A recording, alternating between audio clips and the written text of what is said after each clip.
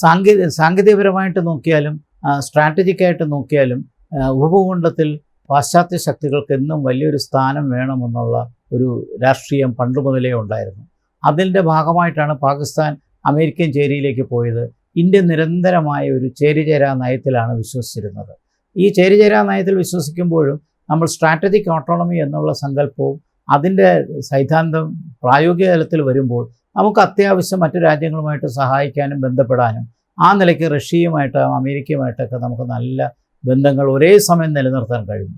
എന്നാൽ സമീപകാലത്തുണ്ടായിട്ടുള്ള ഉക്രൈൻ യുദ്ധം, അതോടൊപ്പം ഇസ്രയേലിലെ ഹമാസിൻ്റെ ആക്രമണത്തിന് ശേഷമുണ്ടായ രാഷ്ട്രീയ സാഹചര്യങ്ങൾ, ഇതെല്ലാം ഒരു പരിധിവരെ റഷ്യയും അമേരിക്കയും ഇന്ത്യയും തമ്മിലുള്ള ബന്ധങ്ങളെ ബാധിച്ചിട്ടുണ്ട് എന്നുള്ളൊരു സത്യമാണ്. ഇപ്പോൾ അമേരിക്കയ്ക്ക് നമ്മൾ റഷ്യയെ പിന്തുണയ്ക്കുന്ന മറ്റു പല കാര്യങ്ങളിൽ പിന്തുണയ്ക്കുന്നതിനോട് യോജിപ്പില്ല. അതോടൊപ്പം തന്നെ ഇസ്രയേലിൻ്റെ ഹമാസ് ആക്രമണത്തിൽ നമ്മൾ എടുക്കുന്ന നിലപാട് കുറച്ചുകൂടി ശക്തമാകണമെന്ന് അമേരിക്കയ്ക്ക് ആഗ്രഹമുണ്ട്. ചുരുക്കത്തിൽ അമേരിക്കയുടെ ഇപ്പോഴത്തെ താല്പര്യങ്ങൾക്ക് ഇന്ത്യ അനുകൂലമായി നിൽക്കുന്നില്ല എന്നുള്ള ഒരു കൺഫ്യൂഷൻ അവിടെയുണ്ട്.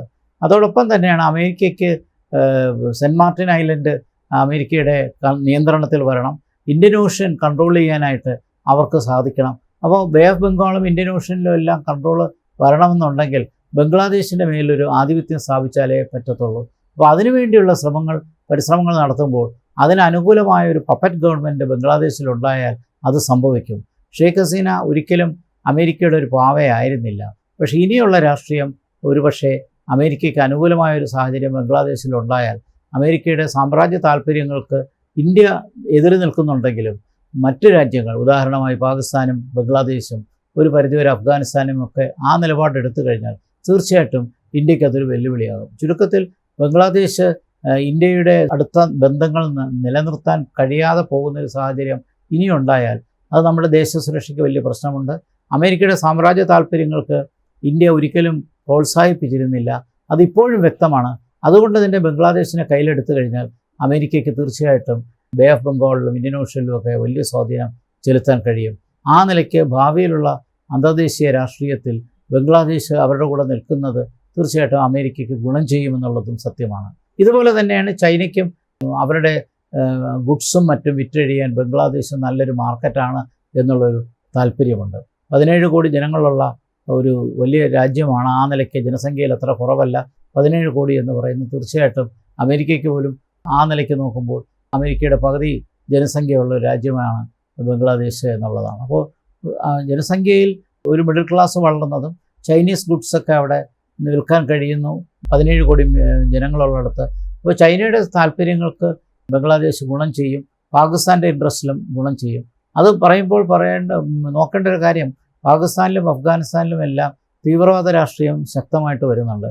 ആ രാഷ്ട്രീയത്തിന് അനുകൂലമായൊരു സാഹചര്യത്തിന് ബംഗ്ലാദേശിലെ പട്ടാളവും കൂടി സഹായിക്കണമെങ്കിൽ, ചുരുക്കത്തിൽ അമേരിക്കയും ചൈനയും രണ്ട് ചേരിയിലാണെങ്കിൽ പോലും പൊതുവായിട്ട് ബംഗ്ലാദേശിനെ ചൂഷണം ചെയ്യാനും അതുവഴി ഇന്ത്യയെ സമ്മർദ്ദത്തിലാക്കാനും കഴിയും. ആ നിലയ്ക്ക് അത് കൂടുതൽ പ്രശ്നങ്ങൾ ഉണ്ടാക്കുമെന്നാണ് നമ്മളിപ്പോൾ ഭയപ്പെടുന്നത്. ബംഗ്ലാദേശിൻ്റെ ചരിത്രം വളരെ ഹ്രസ്വമായിട്ട് നോക്കിയാൽ ബംഗ്ലാദേശിൽ ജനാധിപത്യം ശക്തിപ്പെട്ട് വരികയും അത് നഷ്ടപ്പെടുകയും ചെയ്ത പല സാഹചര്യങ്ങളുണ്ടായിട്ടുണ്ട്. 1971 ഷെയ്ഖ് മുജിബുർ റഹ്മാൻ്റെ നേതൃത്വത്തിലൊരു വിമോചന സമരം ഉണ്ടാവുകയും അത് പരിപൂർണമായി ഇന്ത്യയുടെ പിന്തുണയിലാണ് ആ സമരം നടന്നത് എന്ന് നമുക്കറിയാം. അതിനുശേഷം ഷെയ്ഖ് മുജിബുർ റഹ്മാൻ്റെ നേതൃത്വത്തിലുള്ള ഭരണം വന്നെങ്കിലും 1975 ഓഗസ്റ്റ് 15-ാം തീയതി അവിടുത്തെ സൈന്യം തന്നെ അദ്ദേഹത്തെ വധിക്കുകയും അദ്ദേഹത്തിൻ്റെ കുടുംബത്തെ നിഷ്കാസനം ചെയ്യുകയും ചെയ്തു. അന്ന് രക്ഷപ്പെട്ട ഷെയ്ഖ് ഹസീനയും അവരുടെ സഹോദരിയും ഇന്ത്യയിലും മറ്റും ആയിരുന്നത് കൊണ്ടാണ് അവർക്കന്ന് രക്ഷപ്പെടാൻ കഴിഞ്ഞത്. ബാക്കി ആ കുടുംബത്തെ തന്നെ ഇല്ലാതാക്കുകയും ചെയ്തു. പിന്നീട് പട്ടാള ഭരണം വന്നു. പട്ടാള ഭരണത്തിനെതിരായി പിൽക്കാലത്ത് പാകിസ്ഥാനിൽ സംഭവിക്കുന്ന പോലെ ജനാധിപത്യ സമരമുണ്ടായി. ആ ജനാധിപത്യ സമരം വഴി പട്ടാള ഭരണത്തെ സ്ഥാനഭ്രഷ്ടമാക്കി. പട്ടാള മേധാവികളെ വധിക്കപ്പെടുകയുണ്ടായി. ഇപ്പോൾ ജനറൽ സിയാഉൽ ഹക്കിൻ്റെ കാര്യം നമുക്കറിയാം. അതോടൊപ്പം തന്നെ ജനറൽ ഇർഷാദിൻ്റെ ചരിത്രം നമുക്കറിയാം. പട്ടാള ഭരണത്തെ നിയന്ത്രിക്കുന്ന രീതിയിലുള്ള ജനപ്രക്ഷോഭങ്ങളൊക്കെ ബംഗ്ലാദേശിലുണ്ടായി. ജനാധിപത്യം വീണ്ടും വന്നു. വീണ്ടും ഒരു പാർട്ടി സമ്പ്രദായത്തിലേക്ക് പോയി. ഇടയ്ക്ക് പാർലമെൻ്ററി സമ്പ്രദായം ഉപേക്ഷിച്ച് പ്രസിഡൻഷ്യൽ സമ്പ്രദായത്തിലേക്ക് ബംഗ്ലാദേശ് വന്നു. അപ്പോൾ ഇങ്ങനെ മാറി മാറി വരുന്നൊരു സാഹചര്യത്തിൽ ജനാധിപത്യത്തിന് വലിയ വേരോട്ടം വരാനുള്ള സാഹചര്യം ഉണ്ടാകേണ്ട ഒരു കാലഘട്ടത്തിലാണ് ഒരു തിരിച്ചടി ഉണ്ടായിരിക്കുന്നത്. ഇവിടെ ഒരു വൈരുദ്ധ്യം പറയാനുള്ളത്, ബംഗ്ലാദേശ് കഴിഞ്ഞ 10-15 വർഷത്തിനിടയ്ക്ക് സാമ്പത്തികമായി വളരെയധികം പുരോഗതി പ്രാപിച്ചിട്ടുണ്ട്. അവിടുത്തെ അടിസ്ഥാന വികസനം വളരെ നന്നായിട്ട് ഡെവലപ്പ് ചെയ്തു. റോഡുകളായാലും പോർട്ടുകളായാലും ബാക്കി ഫിസിക്കലായിട്ടുള്ള അടിസ്ഥാന സൗകര്യം നോക്കിയാലും ഹ്യൂമൻ ഡെവലപ്മെൻറ്റ്, മാനുഷിക വിഭവശേഷി വലുതായിട്ട് വളർന്നു. സ്ത്രീകളുടെ വിദ്യാഭ്യാസം വളർന്നു. ജനങ്ങളുടെ ആരോഗ്യസ്ഥിതി വളരെയധികം മെച്ചപ്പെട്ടു. ഇപ്പോൾ ചുരുക്കത്തിൽ അവിടുത്തെ സാമ്പത്തിക രംഗവും വ്യത്യാസം വന്നു. ഗാർമെൻറ്റ് മേക്കിങ്ങിൽ ലോകത്തിലെ തന്നെ രണ്ടാമത്തെ പ്രധാനപ്പെട്ട രാജ്യമായി ബംഗ്ലാദേശ് എക്സ്പോർട്ട് ചെയ്യാൻ കഴിഞ്ഞു. അപ്പോൾ മറ്റ് രാജ്യങ്ങൾക്ക് ബംഗ്ലാദേശിൻ്റെ ഗുഡ്സ് ആവശ്യമാണ് എന്നുള്ള സാഹചര്യത്തിലെത്തുകയും സാമ്പത്തികമായിട്ട് ഉയരാൻ കഴിയുകയും ഈ സമീപകാലത്ത് ഷെയ്ഖ് ഹസീനയുടെ സമയത്ത് നിർമ്മിച്ച വളരെ 24 ജില്ലകളുമായി ബന്ധപ്പെടുന്ന ഒരു 7 കിലോമീറ്റർ നീളത്തിലുള്ള ഒരു പാലം പത്മ നദിയുടെ പുറമെ സൃഷ്ടിച്ച നിർമ്മാണം ചെയ്ത ആ പാലം അത് തീർച്ചയായിട്ടും കൂടുതൽ അടിസ്ഥാന സൗകര്യങ്ങൾക്ക് വഴിതെളിയിക്കുകയും അതോടൊപ്പം തന്നെ ബംഗ്ലാദേശിന് സാമ്പത്തിക പുരോഗതിക്ക് ഒരുപാട് വഴികൾ ഉണ്ടാവുകയും ചെയ്തു. ചുരുക്കത്തിൽ GDP ഗ്രോത്തൊക്കെ നോക്കിക്കഴിഞ്ഞാൽ പഴയകാലത്ത് ഒരു പട്ടിണി രാജ്യമായിരുന്ന ബംഗ്ലാദേശ് അതിൽ നിന്നൊക്കെ സാഹചര്യങ്ങൾ മാറി. പക്ഷേ പിൽക്കാലത്ത് ഈ ബംഗ്ലാദേശിന് ഈ തകർച്ചയ്ക്ക് വരാൻ ചില കാരണങ്ങൾക്ക് ഷെയ്ഖ് ഹസീനയും ഉത്തരവാദിയാണ്. ഷെയ്ഖ് ഹസീനയുടെ പാർട്ടി അവാമി ലീഗ് ഒരു ജനാധിപത്യ പാർട്ടി ആയിരുന്നെങ്കിൽ കഴിഞ്ഞ 10-15 വർഷത്തിനിടയ്ക്ക് അതിനൊരുപാട് ശോഷണം ഉണ്ടായിട്ടുണ്ട്.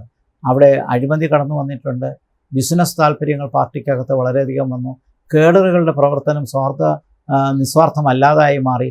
സ്വാർത്ഥ താല്പര്യങ്ങൾ കടന്നു കയറി. ചുരുക്കത്തിൽ ഒരു വ്യക്തിയെ അധിഷ്ഠിതമായി നിൽക്കുന്ന ഒരു പാർട്ടിയായി അത് അധപ്പതിക്കുകയും അതിൻ്റെ പാരമ്പര്യം ഉണ്ടായിരുന്ന ഐഡിയോളജിയും മതേതരത്വ സ്വഭാവമെല്ലാം നിലനിൽക്കുമ്പോഴും അതോടൊപ്പം തന്നെ പാർട്ടിക്കകത്ത് അഴിമതിയും സ്വജനപക്ഷപാതം തുടങ്ങിയ പ്രശ്നങ്ങളുണ്ടായി. ഈ പ്രശ്നങ്ങളോടൊപ്പമാണ് ഈ സംവരണ വിരുദ്ധ പ്രക്ഷോഭമുണ്ടായത്. 1971 വിമോചന സമരത്തിൽ പങ്കെടുത്തവർക്കാണ് 30% സംവരണം നൽകിയെങ്കിൽ അത് കോടതി വിധിയുടെ ഇടപെടലിന് ശേഷം അതിന് മാറ്റം വന്നു. പക്ഷേ വിദ്യാർത്ഥികൾ അതുകൊണ്ട് തൃപ്തരായിരുന്നില്ല എന്നുള്ളതാണ്. അപ്പോൾ സംവരണ വിരുദ്ധ പ്രക്ഷോഭം ശക്തിപ്പെടുകയും ആകെ 56% സംവരണത്തിൽ 30% സംവരണം അവാമി ലീഗിൻ്റെ ബന്ധുക്കൾക്ക് വിമോചന സമരത്തിലെ ആൾക്കാർക്ക് കൊടുത്തു എന്നുള്ള ആക്ഷേപമാണ് ഇവിടെ വിവാദമാവുകയും വിദ്യാർത്ഥികളുടെ സമരം ശക്തിപ്പെടുകയും ചെയ്തു. പക്ഷേ വിദ്യാർത്ഥികളുടെ സമരത്തിൻ്റെ പിന്തുണയ്ക്കായി ജമാഅത്തെ ഇസ്ലാമിയും മറ്റും പങ്കെടുത്തതായിട്ട് പറയുന്നുണ്ട്. ചുരുക്കത്തിൽ ഈ സമീപകാലത്തുണ്ടായ സംഭവങ്ങളിൽ ന്യൂനപക്ഷങ്ങൾക്കെതിരെ വലിയ ആക്രമണമുണ്ടായി. ഇസ്കോൺ ഉൾപ്പെടെയുള്ള ഹിന്ദു മന്ദിരങ്ങൾ ആക്രമിക്കുകയുണ്ടായി. ന്യൂനപക്ഷങ്ങൾക്ക് എതിരെ ഹ്യൂമൻ റൈറ്റ്സ് വയലേഷൻ ഉണ്ടായി. ഇതെല്ലാം സംഭവിച്ച് ഹസീനയുടെ കസേരയും തെറിച്ചു കഴിഞ്ഞപ്പോൾ ഇനി വരുന്ന ഭരണം ഒരു കൺസർവേറ്റീവ് ഭരണമാണെങ്കിൽ ആ ഭരണത്തിൽ ഇപ്പോൾ താൽക്കാലികമായിട്ട് മുഹമ്മദ് യൂനൂസ് അധികാരത്തിൽ വന്നെങ്കിലും അത് ഒരു താൽക്കാലിക അറേഞ്ച്മെൻറ്റ് മാത്രമാണ്. ഒരു തിരഞ്ഞെടുപ്പ് വരുന്നുണ്ട്. അവിടെ തന്നെ നമുക്കത് മനസ്സിലാക്കാവുന്നേ ഉള്ളൂ. കഴിഞ്ഞ തിരഞ്ഞെടുപ്പിൽ ഒരുപാട് അഴിമതികളുണ്ടായിരുന്നു. പക്ഷേ 7 മാസം കഴിഞ്ഞ് ആ തിരഞ്ഞെടുപ്പിനെ തന്നെ അസാധുവാക്കുന്നൊരു പ്രഖ്യാപനം. അപ്പോൾ ചുരുക്കത്തിൽ ജനാധിപത്യത്തിന് വേരോട്ടം ദുർബലപ്പെടുന്ന ചില മേഖലകളുണ്ട്. അതുകൊണ്ടാണ് ഈ തിരഞ്ഞെടുപ്പ് ഇത്രയും ഒരു ക്യാപ്ചേർഡ് ഇലക്ഷനായി മാറിയത്. ഇനി പുതിയ ഇലക്ഷൻ വരുമ്പോൾ അവിടെയും അഴിമതി ഉണ്ടാകുമോ? ഇപ്പോൾ ഉദ്ദേശിക്കപ്പെടുന്നത് ബംഗ്ലാദേശ് നാഷണൽ പാർട്ടി ആണ്, BNP ആണ് അധികാരത്തിൽ വരാൻ സാധ്യതയുള്ളത്. അങ്ങനെ ഒരു രാഷ്ട്രീയം വന്ന് അതോടൊപ്പം തന്നെ ജമാഅത്തെ ഇസ്ലാമി തുടങ്ങിയ കൺസർവേറ്റീവ് ഫോഴ്സസ് മുറുകെ പിടിക്കുന്നൊരു സാഹചര്യം വന്നാൽ അവിടെ തീർച്ചയായിട്ടും ന്യൂനപക്ഷങ്ങൾക്ക് ഒരു പ്രസക്തി ഇല്ലാതാകും, ജനാധിപത്യത്തിന് വളർച്ച ഇല്ലാതാകും.